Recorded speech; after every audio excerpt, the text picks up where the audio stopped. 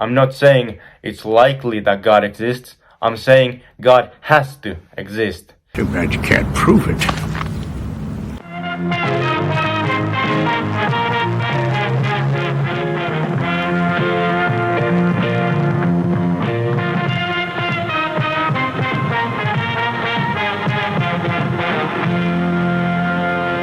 Welcome back everyone to Bridge the Divide, where we examine irrational beliefs, the irrational behaviors that often follow, and how with education, rationality, and reason we can bridge the societal divides that they create. Today, we're taking a look at a video from Luca, who is a content creator that, per his channel bio, focuses on social critique, self-improvement, and philosophy. Taking a quick look through his content, nestled between all the Gymbro and alpha male stuff, it becomes pretty apparent that Luca has a very real problem with people who do not believe in the existence of a god or gods. And he expresses that by pretty much claiming that atheism is the root cause for virtually everything in the world that he does not like. Now in this video, Luca takes on the task of trying to explain why he's not convinced of atheism. What? Given that Luca doesn't seem to realize that the response to that is pretty simple, because he's been convinced that a god exists, implies that Luca is working with a malformed conceptualization of what atheism is and what it entails, which is something that he likely picked up from watching apologist grifter videos on YouTube. But seeing as how philosophy is one of Luca's expressed interests here, let's dive in and see exactly how he approaches the topic of atheism, and how he justifies concluding that all atheists are simply lying about what they don't believe. Why I'm not convinced of atheism? We got the NASA shirt right there. So already, Luca, you've kind of given away the game. First, atheism is not a position that one is convinced of. It's the position that one automatically occupies when they are not convinced of the truth of and therefore do not believe the God proposition. Second, you making a kind of show of you wearing a NASA shirt implies that you think that there is some entailed connection between one's scientific understanding and one being an atheist, which of course would seem to confirm that you are in fact operating with a misconception of what atheism is and what it entails. But that's okay, Luca. Your misrepresentation and your misinformation are precisely why I make these response videos. But most atheists would say that they're not convinced of religion, and that, no, I don't believe in Sky Daddy, and we have science now, and humanity has moved on. I'm not convinced of religion anymore. It's an old teaching. I can see you've actually been listening to some atheist content creators because that was pretty much on the nose. Religious belief systems, while possessing great survival utility in our ancient history, are representative of ancient modes of thinking about reality. Virtually all observed phenomena that were once attributed to supernatural sources have long since been explained naturalistically. There's no logical contradiction in a god not existing, and all the argumentation for the existence of a god is predicated on either scientific ignorance or illogical fallacy. So if you're convinced that a god does in fact exist and you run around claiming that it does, then the burden of proof for that positive claim falls squarely upon you. But I would actually say that I'm not convinced of atheism. So first I'm gonna tell more practical reasons that may not be as forcing, and then in the end of the video I'll give you kind of the argument that I would use if I were debating this. And again, you're tipping your hand, Luca. Appealing to the practicality, or what we would call the application, of a particular set of social behaviors that are advocated for by belief in a particular concept is not evidence that that concept that is believed in exists in external reality. In actuality, it's only a means of confirming one's bias by ignoring certain data points while interpreting outcomes through the lens of one's prior held belief. For example, if I were a believer and I happened to get into a massive car accident. Constable, official vocab guidelines state we no longer refer to these incidents as accidents, they're now collisions. Right. If I were a believer and I happened to get into a massive car collision, one in which it was so bad that I became trapped in the vehicle, and while the firefighters are cutting through the wreckage, I decide to pray to my God to help save me. And whilst doing so, the firefighters are able to get me out of the car, and the paramedics are then able to administer the aid necessary to save my life. The question then becomes, did whatever God that I happened to be praying to actually save my life? And the answer would of course be undeterminable. Now what we have confirmed is that the act of praying, much like the act of meditation, can have a strong physiological effect on the body. It can lower blood pressure, trigger the release of calm-inducing endorphins, reduce pain, and delay the body's natural panic response. Essentially, in this hypothetical scenario, by keeping myself calm and focused, I reduce the risk of my panicking and potentially exacerbating my injuries, which in turn provides the first responders additional time critical to saving my life. So we can plainly see that while while the application of a belief-inspired behavior can have great utility, the utility itself is not evidence for the existence of the thing that is being believed in, and is only evidence of the powerful effect that strong beliefs can have on one's psychology and physiology. But I'm not a debater, I'm not a philosopher. Oh, we know. I'm just documenting my self-improvement and philosophy journey on this channel. Well, it's certainly good that you're trying to learn this stuff. Just make sure to maintain your intellectual honesty while doing all that learning, meaning that when you come across something that challenges or even refutes some aspects of your worldview, which I assure you will inevitably happen, don't dismiss it out of hand. Explore it fully and then come to a conclusion that takes all things into equal consideration. So the first thing is that most atheists live inconsistently to their worldview.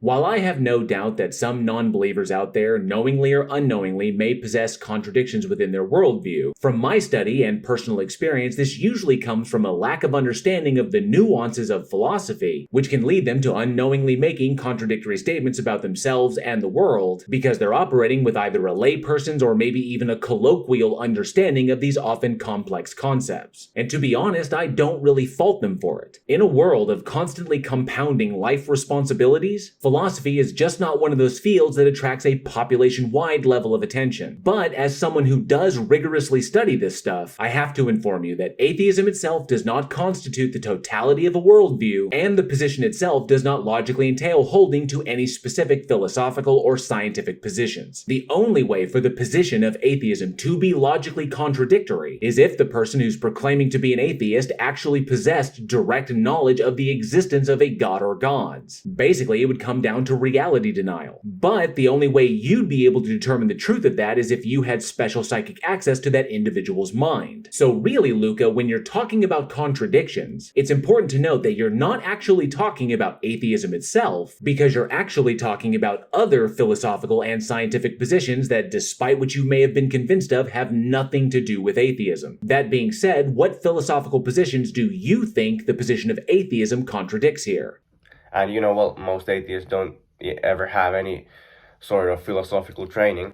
The door swings both ways. But most atheists assume things like meaning, assume things like morals, but these things don't exist on atheism. Okay, so yeah, you're incorrectly thinking that atheism constitutes a complete worldview, and that being an atheist logically entails holding to specific philosophical positions like naturalism or materialism or moral nihilism, which it doesn't. The primary mistake you're making here, Luca, concerns justification. The justification for the atheist position is different from the justifications for things like moral relativism or naturalism. Each one of these has to be explored individually, and it's the sum total of all of these various positions that goes into constructing a complete worldview. So we would have to explore all of the individual parts, not just one of them, to determine if any logical contradictions potentially exist. But you have to assume these things to have a worldview at all, to live your life, to live your everyday life at all. Sure, a worldview can have assumptions or axioms within it. What matters is what those assumptions and axioms are and why they are being assumed or held axiomatically. So most atheists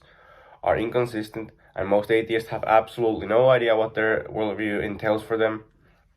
And, yeah. Was that it?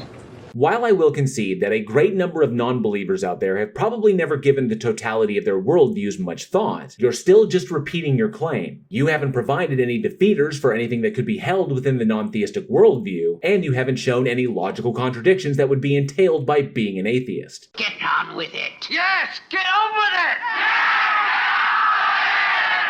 Get on with it! That's basically the first reason. Understanding first, Luca, that you're operating with a malformed conceptualization of what atheism is, you've concluded that the position itself entails contradictions, therefore there are contradictions, but you don't show where any of those logical contradictions actually are. You've only referenced personal meaning and morality, which an individual's specific positions on are not logically entailed by being an atheist. The mistake I think you're making here, Luca, is that you personally hold that certain philosophical positions are necessarily true, and you hold them as being necessarily true because you've been convinced that a God exists and is defined as the thing that grounds them. So you then approach the non-believer's position with an idea in your mind as to what they must hold as necessarily true, and then conclude that the non-believer is being logically contradictory because they don't appeal to the existence of your God, which you've been convinced is a logical necessity for your various philosophical positions to actually be the case. So you're essentially projecting your philosophical positions as being true onto the non-believer, which is straightforward intellectual dishonesty. There's also a much longer discussion here, Luca, regarding what morality specifically is and the difference between objective and subjective. But since you didn't make any specific claims as to what you think is true in regards to those categories, we'll put that to the side for now. The second reason, this is probably the number one thing. If there's an atheist, I ask them about morals. Never mind then, I guess we will be addressing it here. And most people have never even thought of this thing, which is kind of sad. But the atheists who have really got into this will be able to say like, yeah, morals don't exist. No, moral nihilism is not logically entailed by being an atheist. Whoever you heard that from is either an idiot or they're lying to you. But moral relativism. On atheism, there are no morals. There just is. Moral relativism is not the same as moral nihilism. Holding that moral distinctions are subjectively derived is not the same as holding that moral distinctions don't exist at all. There is a major distinction between these two things, Luca, that you are either completely unaware of or you are deliberately ignoring. Moral nihilism is the rejection of both moral realism, that there are objective moral facts, and moral relativism, that there are relative moral facts. If you're born on this planet and this planet that smashed into whatever life came out, there is no good or bad. There just is this physical matter that moves. You're again conflating two separate philosophical positions, this time materialism with moral relativism, neither of which is logically entailed by the other. There is no right or wrong. And but most atheists would like to make some moral claims. The question is, did you actually inquire as to what their specific philosophical position was? Or did you just assume this false dichotomy and truck on from there? Oh, you can't do that. Oh, you must support women's rights. Oh, you shouldn't marry a child. Oh, you shouldn't be murdering people. Why? So the determinations of all of those things are entirely subjective to the individual. But the external reference point that is appealed to in order to make such determinations is usually the moral framework of the society in which one lives. However, outside of the society, each one of those determinations comes down to the individual's natural capacity for empathy, their moral intuitions, and their subsequent moral valuations as determined by their individual experiences. Well, yeah, as an religious person, I do agree you shouldn't do those things, but why? On atheism, why shouldn't you do that? The simplest answer is because we, as a collective species, want to survive, and that survival is facilitated by our evolved capacity for empathy. Yes, these distinctions do take different forms throughout the various societies that we have built throughout human history, but our continued survival as a species has been the primary driving force through that history.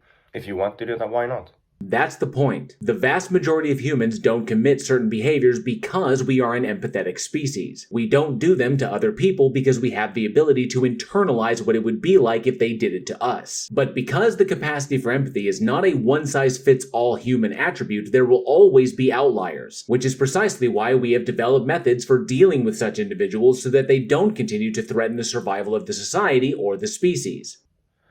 And if you say other people don't society doesn't work. Well, why should I respect these things? The only reason you should respect these things is if your personal desire is to remain a part of and continue enjoying the benefits of the society. Feel free to run around not respecting them if you really want to. Like I said, we have methods for dealing with such individuals. And better yet, if there's no free will, because on atheism there's no free will. That's also not the case. Atheism does not entail any specific position regarding determinism, free will, or compatibilism. You definitely have a lot more learning to do, Luca. You can't even blame me for it. Sure we can. If free will were the case, we would blame you for the actions that you freely chose to engage in. The justification for that blame would be you having violated the rules of the society. If determinism were the case, we would just be determined to blame you for those actions as equally as you were determined to engage in them. The justification for the blame would just be that it was determined to be so.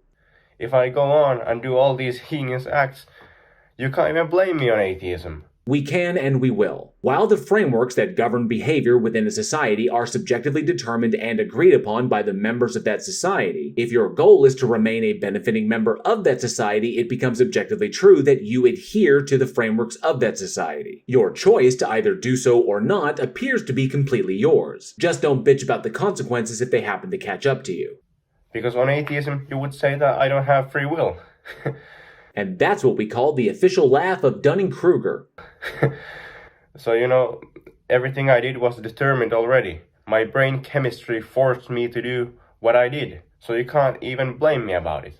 Like I said, we could blame you for it. If determinism is true, then everything is determined, meaning that it doesn't just stop at your actions. It would also apply to the administration of justice in response to your actions. Sure, any appeal to a moral standard to justify blaming you would be rendered irrelevant, but then any appeal by you to any moral standard to escape that blame would be equally irrelevant. If it's determined you're going to be blamed, you're going to be blamed. Deal with it.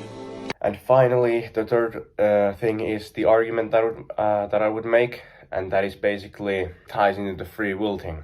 Oh, I would very much like to hear how you've been able to determine that free will is actually the case. So if atheism is true, then we don't have free will. Piffle. Patently false.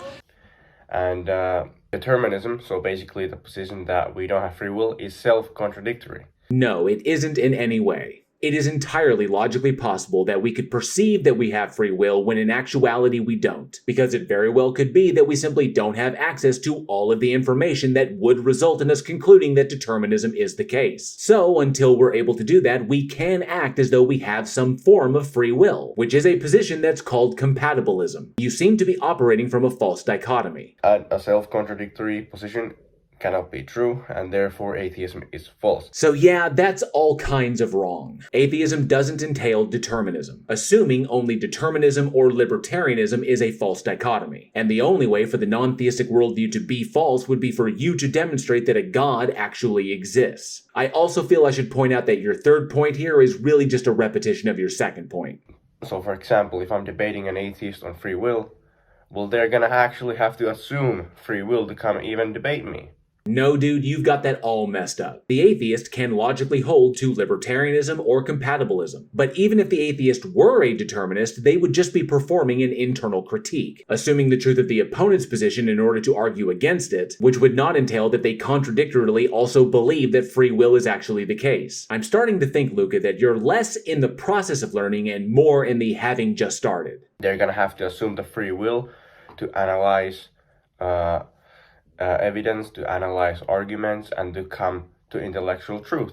But that doesn't exist on determinism. Like I said, that's called an internal critique. It doesn't mean they actually hold to your position. You don't arrive at conclusions because of your intellect and your thinking. You arrive at conclusions because the brain chemistry determined you to arrive at those conclusions. You ever get tired of being wrong? The conclusions you arrive at would be because of both of those things. But materialism does not logically entail determinism.